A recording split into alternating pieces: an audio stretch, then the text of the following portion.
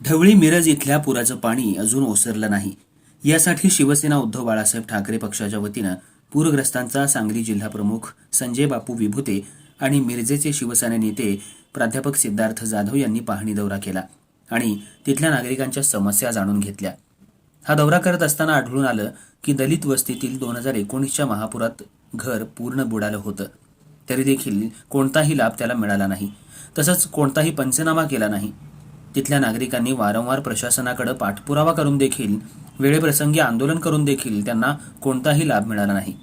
याशिवाय पालकमंत्र्यांच्या मर्जीतल्या नागरिकांना प्रथम लाभ मिळाला असं नागरिकांचं म्हणणं आहे. यावेळी जिल्हा प्रमुख संजय बापू विभुते यांनी तहसीलदार, तलाठी, ग्रामसेवक, पूरग्रस्त ठिकाणाहून फोन लावून या नागरिकांना लाभ द्यावा असा शिवसेना स्टाईलनं सज्जड दम दिला. तसंच प्रशासनानं पाहिजे ते या वंचितांना सहकार्य करतो असं आश्वासन दिलं. यावेळी मिरज शहर संघटक महादेव हुलवान, विभाग प्रमुख बबन कोळी, संदीप वनमोरे, किरण कांबळे, विठ्ठल हुलवान, नागेश पाटील, आर पाटील, रोहित मगदुम, अक्षय नाईक, नंदकुमार बन्ने उपस्थित होते.